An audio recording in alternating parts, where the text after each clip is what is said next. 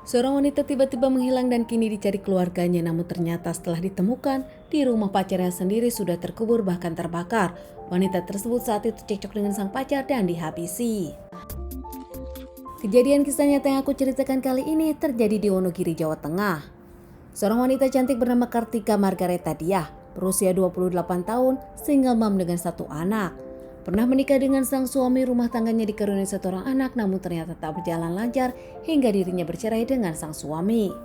Pasca bercerai dengan sang suami inilah dirinya merasa kebahagiaannya jauh lebih bahagia lagi. Dirinya pun fokus bekerja dan kepada anak semata wayangnya. Kartika sendiri bekerja di salah satu bank swasta dan dirinya dikenal sebagai wanita yang bekerja keras, baik dan ramah.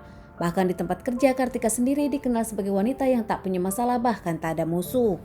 Menurut teman kerja dari Kartika sendiri, tak hanya teman-teman yang menyukai Kartika, namun atasan pun suka kepada cara kerja Kartika yang selalu bertanggung jawab dan tak pernah menunda-nunda pekerjaan. Kerja dari pagi hingga sore karena kerja di bank selalu sendiri hingga akhirnya pulang dengan motor, namun ada yang berbeda di tanggal 26/2024 lalu.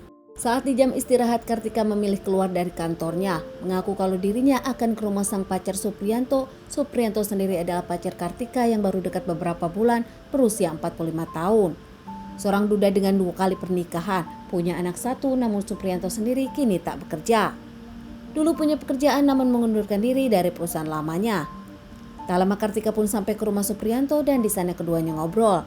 Hingga satu cerita Kartika yang membuat Supriyanto marah. Kartika mengungkapkan dirinya akan kembali ke mantan suaminya demi sang anak. Membuat Supriyanto tak bisa terima hingga akhirnya keduanya cekcok besar. Kekesalan dari Kartika dengan ucapan-ucapan Supriyanto membuat Kartika melempar air panas kepada sang pacar. Hingga membuat Supriyanto marah dan geram langsung membekap Kartika.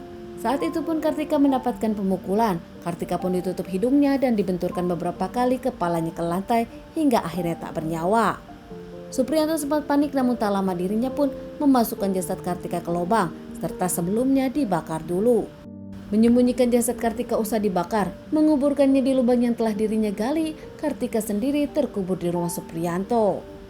Supriyanto bahkan membawa handphone, uang dan emas milik Kartika saat itu. Sementara Supriyanto merasa dirinya terlihat baik-baik saja, seperti tak terjadi apa-apa karena dirinya memang tinggal sendirian di rumah tersebut.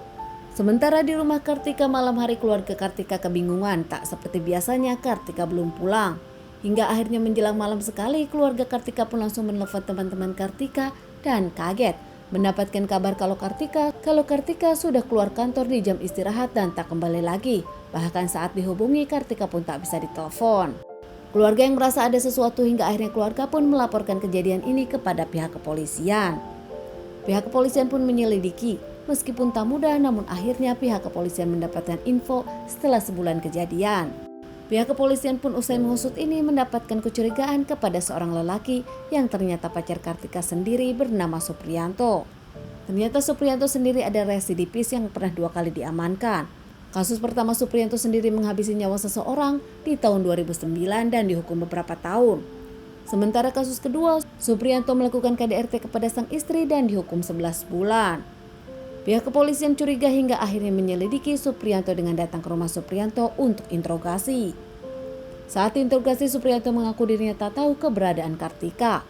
Pihak kepolisian yang tak percaya akhirnya menyelidiki serta menggeledah rumah Supriyanto. Bahkan pihak kepolisian saat itu mengerahkan K9 untuk penyelidikan.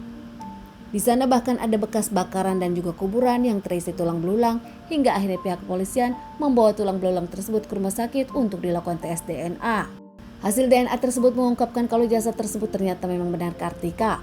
Pihak kepolisian membawa Kartika usai dilakukan otopsi untuk dilakukan pemakaman. Sementara Supriyanto sendiri langsung diamankan pihak kepolisian dan makin diinterogasi. Tak bisa mengelak lagi, Supriyanto pun mengakui dirinya pelakunya. Saat itu mengungkapkan motifnya karena kesal. Kartika mengaku ingin putus dari dirinya dengan alasan dirinya akan rujuk dengan mantan suaminya. Bahkan Supriyanto mengungkapkan Kartika sempat menyiram dirinya dengan air panas karena keduanya cekcok. Merasa harga dirinya diinjak-injak oleh Kartika, merasa cintanya dipermainkan, Supriyanto lebih memilih menghabisi Kartika. Terkait permasalahan ini, Supriyanto sendiri diamankan dan menjalani beberapa kali persidangan hingga akhirnya mendapatkan vonis hukuman seumur hidup. Keluarga dari Kartika sendiri tak menyangka kalau Kartika punya pacar, bahkan tentang Supriyanto, keluarga Kartika pun tak tahu apa-apa. Membenarkan kalau Kartika akan rujuk dengan mantan suaminya demi anak sematawayang mereka.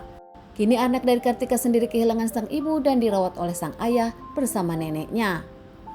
Teman-teman, sekian dulu bahasan kasus yang aku bawakan kali ini.